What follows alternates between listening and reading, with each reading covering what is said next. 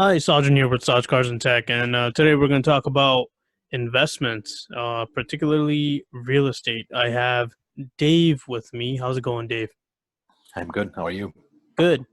So, people that know Dave from my podcast from last year, he's really into investments, business, and he's one of the reasons why we started this podcast. He helped me out with this.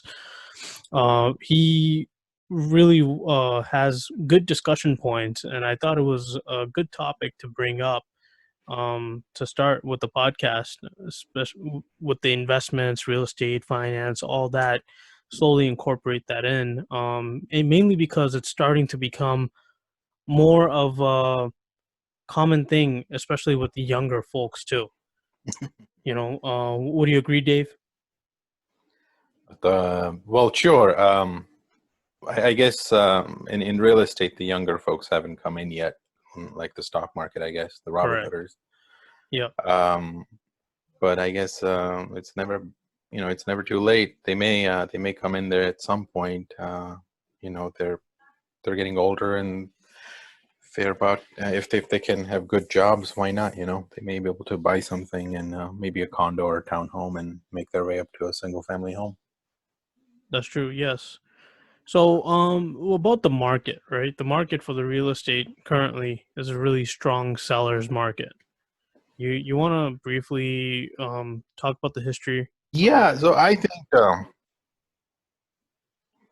well, this is just my opinion, but I think the market dipped in 2012, I want to say, and then ever since it's been rising. And if you look at some of the data coming out, I live in San Diego, and I just read a report this morning that I think the home prices in San Diego are going to go up by 8.9% in 2021, which is I mean, it's a ripping, and I think one of the reasons is money is so cheap.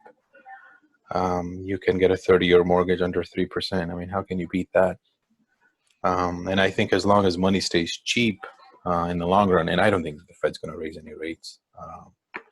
If the Feds are not raising rates and money stays cheap, and if inflation is under control, this thing is not going to stop. I think it can go on for the next 2-3 years before the Biden administration comes in and puts the brakes on it. But it's going to be interesting to see. I think there are new Fed policies coming in, new Treasury policies coming in. I do not think they're going to raise rates. I know that, but if inflation is going to catch up at some point, they'll have to think about it. And if that's once the rates go up, that's when I think market's going to slow down, or there'll So, be some pullback.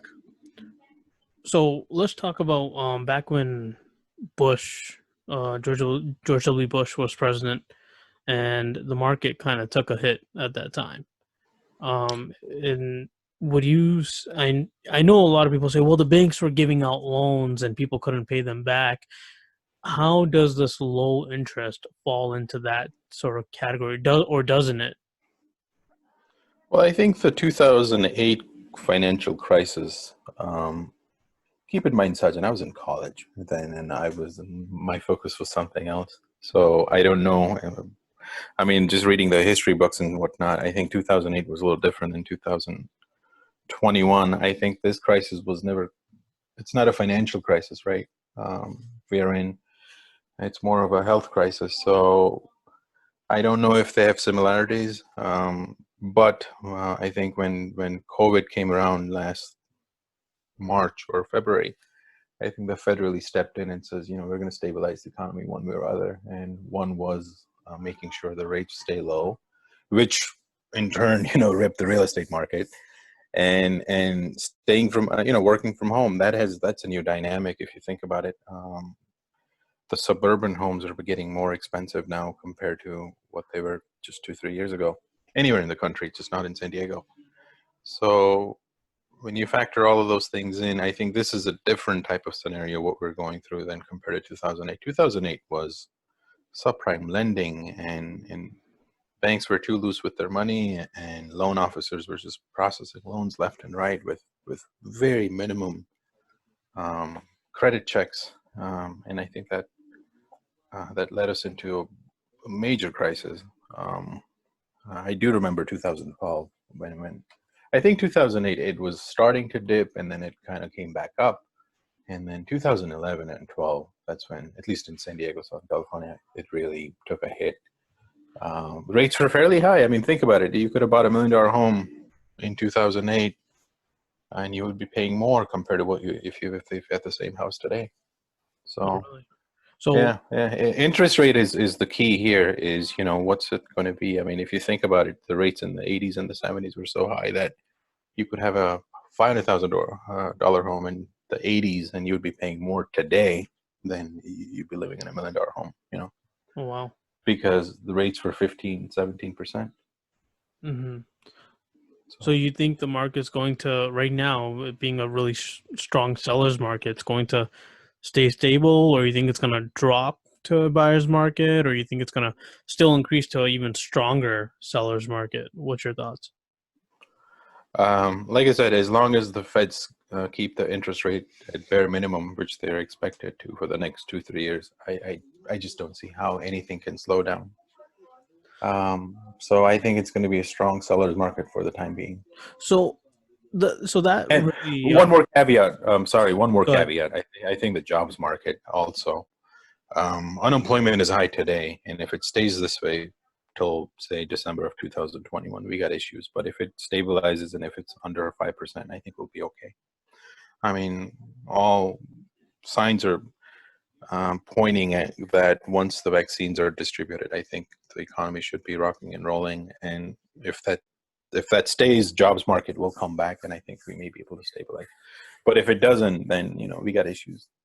So the one thing that really kind of like, it's a little loop that goes in my head, and I wanted to run it by you.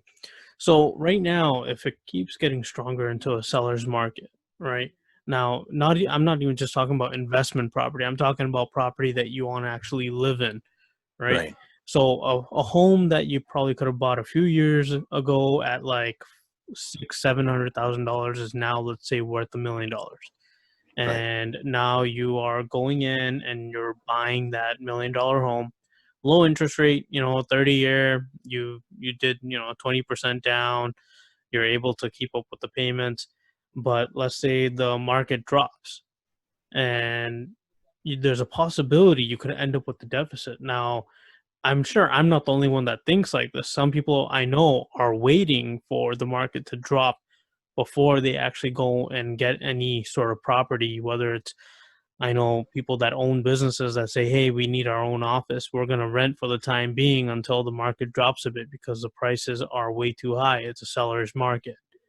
Do you think that trend's going to stay the same, or you think it's people are going to be like, okay, you know what? This is the new, pricing for houses now. The $1 million house is going to be a $1 million house. It's not going to drop. yeah. Again, money being so cheap, the same house that, just take yours. I mean, the example you gave. If you had bought a house for 650 back in 2016, you would have paid close to 5% interest on it, give or take. And if you're going to buy $1 million home today, you're going to be paying under 3% if if you qualify, if you have good Yeah. credit, whatnot.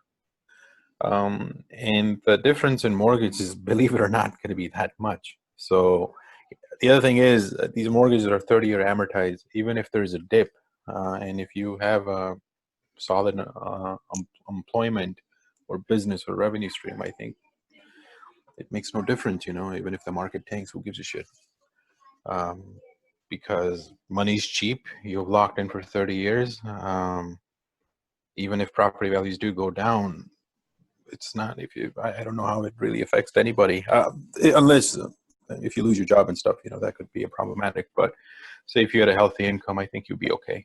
Even if you, so my in summary, I would buy today instead of waiting. Hmm.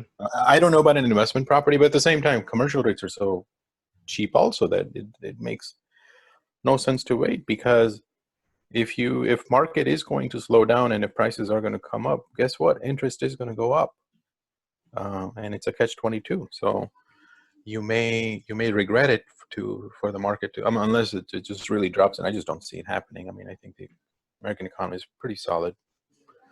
Hmm. And I think with the safeguards of 2008, I think I wouldn't bet against it.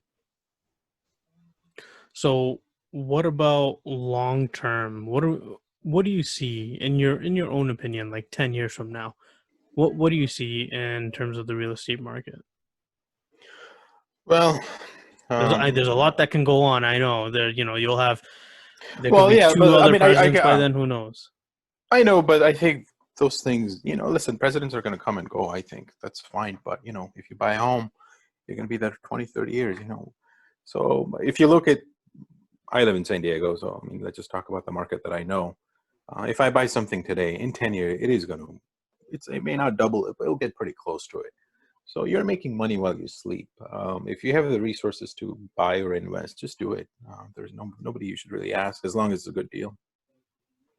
It's in some, I mean, it sounds really easy, but that's just how I feel because when you have 7, 8, 9% interest, it's hard to have good cash flow, compared to having a 3% mortgage on a residential property or commercial properties.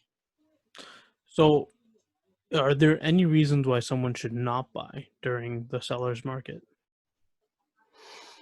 Hmm. I mean, if you don't have the resources, I'm not a big fan of putting a low down because the PMI kicks in and, um, that will catch up in the payment. So I guess the best is to save, get close to 20%. Even if you get to 10%, you're better off than putting less than 10%.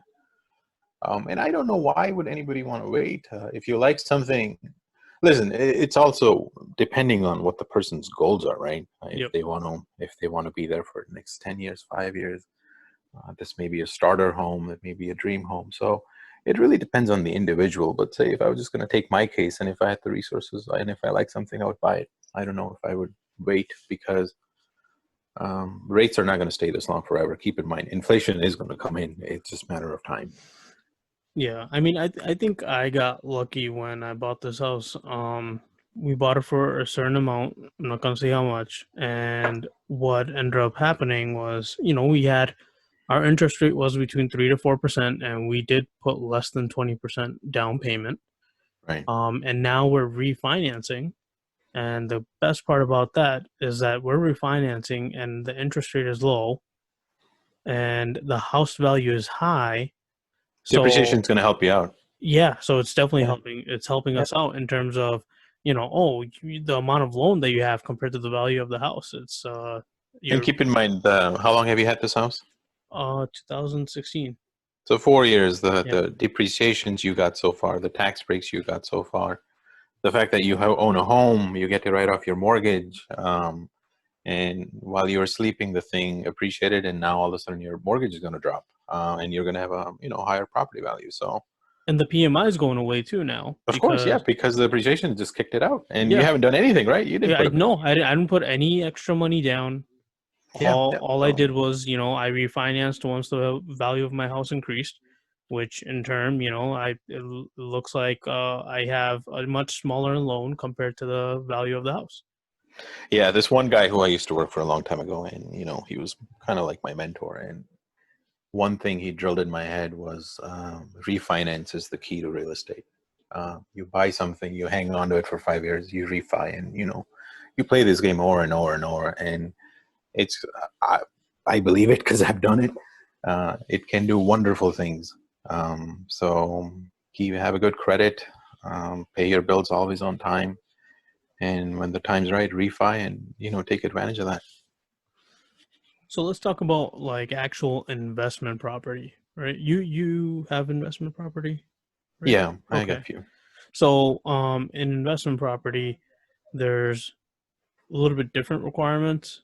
I don't think you can put less than 20% down because it's going to. Well, no, yes and no. It depends again what your goal is. If you're going to buy something for on a short-term basis, and may say if you want to flip a house, I don't do flips or anything, but I have friends who do that. But say if you are going to flip a house, you could go to private money and get Yep. 90% loan and 10%. But keep in mind there's cost to everything. Money's not cheap, right? So it depends on your scenario. But say commercial rates are extremely low. So if you found a duplex or a quadplex, or a multifamily, the rates are very competitive. They're under 4%, which is very good. And if you have relationships with some of these banks, they're under 3%, which is unheard of. I mean, that's free money, practically free money. Relationship, you mean an existing account? Existing account, yeah, Okay, yeah. not like, With a hey, I have a buddy, we went to college together. no, no, no. Bankers don't care about that. But as long as you have a good standing account with them, they'll offer you good loans. And your local banks, you don't even have to go to a big guy. Which is insured by most loans are insured by Freddie Mae, Fannie Mae anyway. So investments are great, even in this market.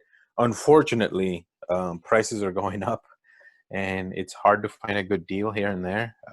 So if you're a newbie, I would just be a little bit cautious, on investment side compared to like buying a home. But then again, you also have to look at the cash flow. There are some good deals out there, man. I know Boston, like where you live, is a pretty, the real estate market there has gone through a tremendous growth. So what about commercial versus residential for investment property? Commercial is a little tricky, especially with COVID. Um, when you say commercial, are you talking about like shopping centers Yeah, or? like a plaza, Yeah, yeah.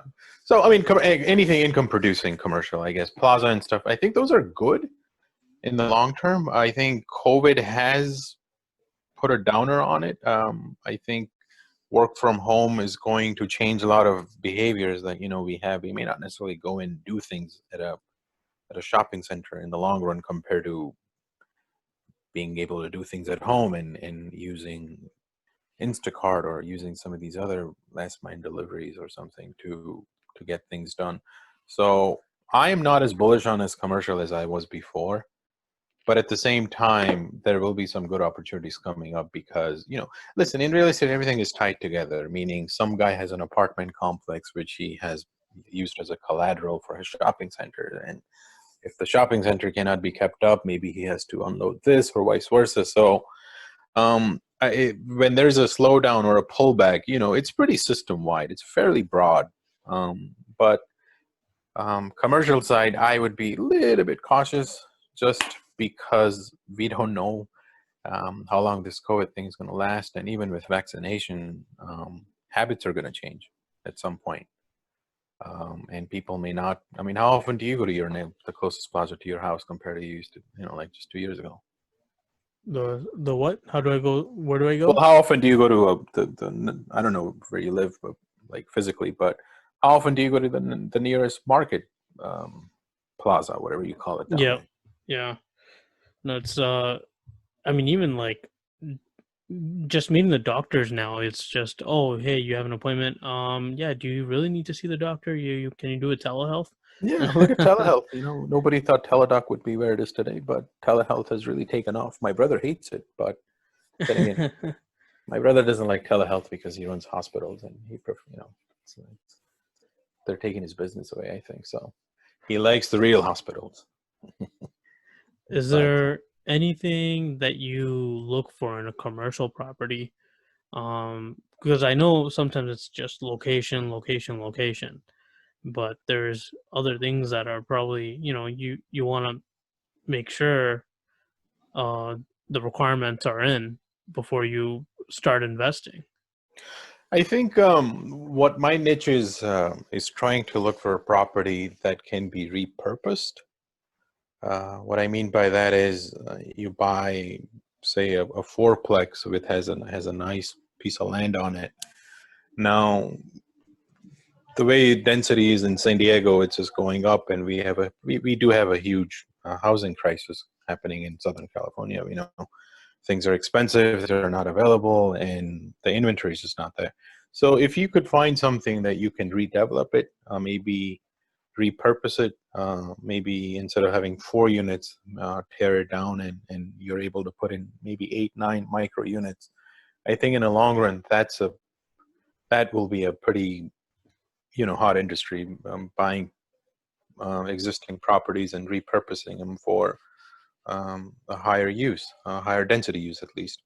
Some places in San Diego, they're changing a lot of zonings. So like, you're able to build 2 stories now. You could do 7.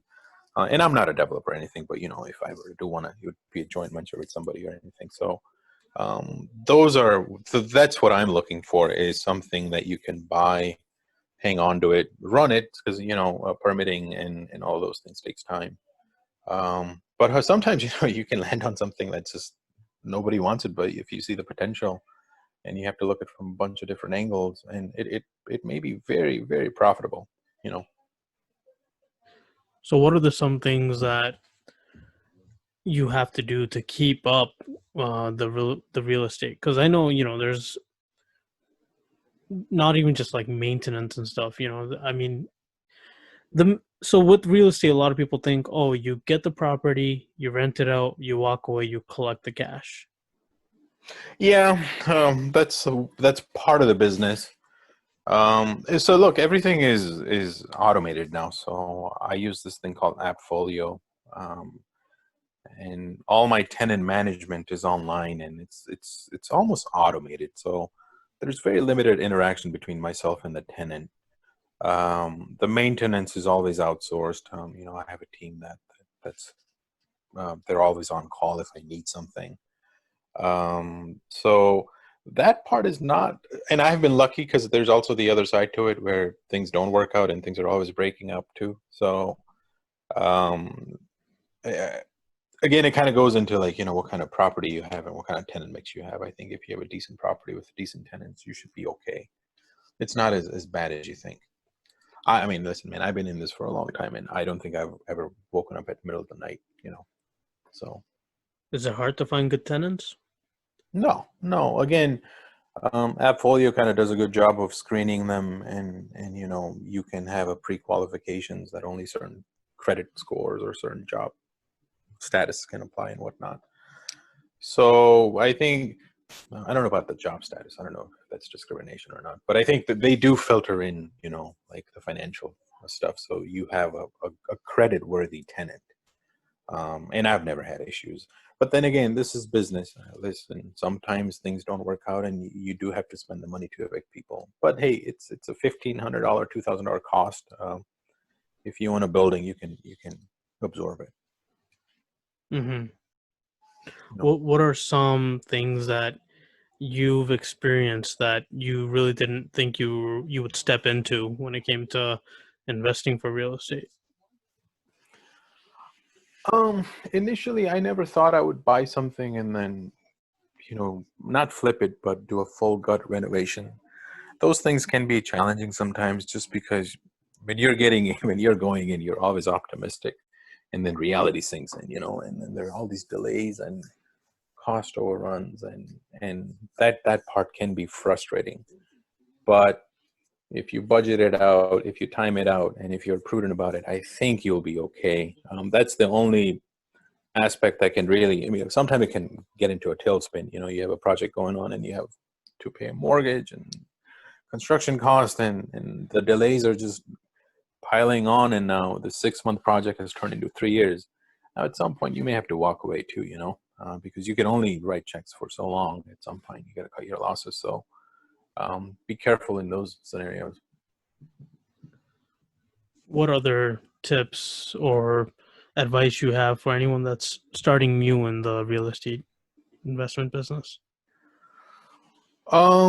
Save up, do your due diligence, and be ready to walk away. Sometimes if you don't like something, and if you have a bad hunch, find something else, man. Yeah, this mentor guy I talk about used to tell me this. You could run out of money, but you can never run out of deals. So opportunity is always going to be there. You just have to look for it, and stay patient. In my business, it's boring. Things are not happening every day. Sometimes you have to stay patient, and sometimes nothing happens for the next. If you're trying to procure a deal or something, So do your due diligence, stay patient, and sometimes do a joint venture. If you're nervous about something, bring in a partner, somebody you can trust. Take the loss together, right? Why not?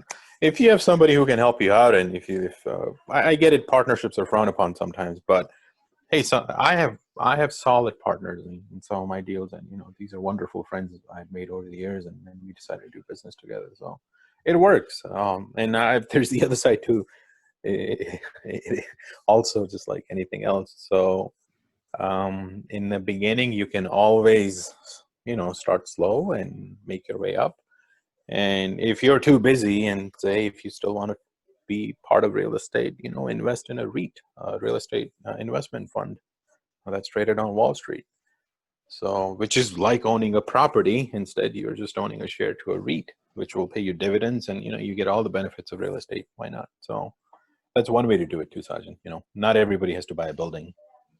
Oh, that's true. Yeah, the REITs are a phenomenal. I mean, especially some of these REITs out there. Right now because of COVID, there was such a huge pullback. But there are some solid REITs out there that you can invest in and have a heck of a dividend coming in. You're going to make sometimes you can make more money in a REIT than owning a building, and there's no headache, absolutely none. Wow. And you can get in and out of REIT whenever you like. There's no Commitment. holding period or anything. Interesting. So. Yeah, we got to look into that. Yeah, I think next time we'll probably talk a little bit more about the stock market.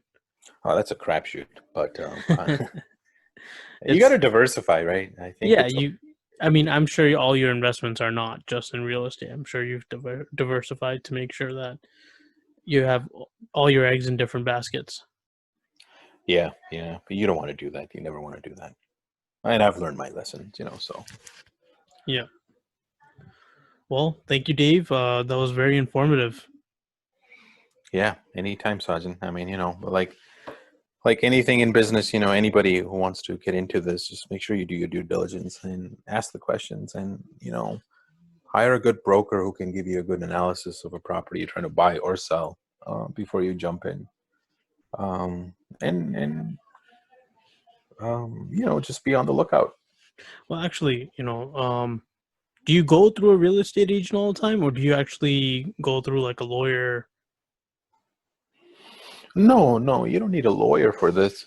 No, I have good relationship with a bunch of brokers around town that I work with, and so I'm not a broker or a real estate agent. It's I should have done that, but it's too late now. It's not too late.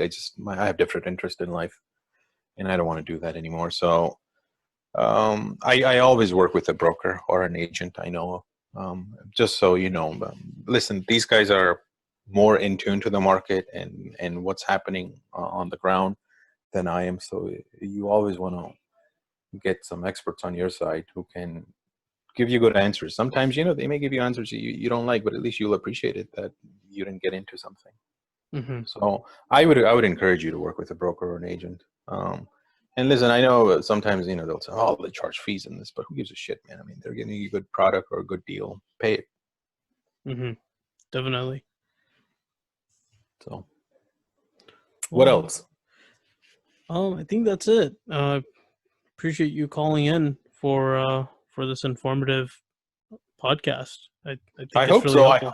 I hope it was informative. I mean, I only know that. Listen, the real estate market is so broad in America, but I know my market fairly well in San Diego. Not everything is the same, but at the same time, I think the U.S.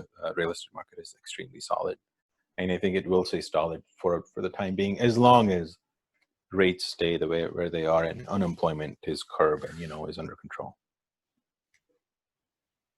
Yep, I agree. Yeah. We'll definitely we'll probably do some sort of follow up if anyone has any questions. Yeah, it would suck if the market tanked in like 2 months, but then we'll have to talk about it again. Well, then my brother will come on because he's a bear. I'm a bull, so he's waiting for the market to collapse. He's been doing it for months. Yeah, he's prepping for it. He has enough capital, so when it collapses, he can make good money. And I tell him he may be right, but at the same time, if the market did collapse, the rates are going to go up. So the deal that may look really fine on paper just because you're paying a cheaper price, guess what? You're going to pay more interest. So if you like something and if it makes sense and if it's not losing money, why wait? Just buy it. Mm-hmm. No, I think that was really informative. I don't think many people actually understand that even though you pay more for a property, the interest rate being lower can be the deal breaker. You'll probably end up paying less overall. Yeah, yeah. Just look at the 80s and what's happening today. I think um, interest was so high in the 80s during Carter and Reagan and some other times. I think 15, 16, 17%. I mean, a $300,000 home, the mortgage would be like astronomical, you know? So, and this is all facts. I think anybody can Google it and they'll know.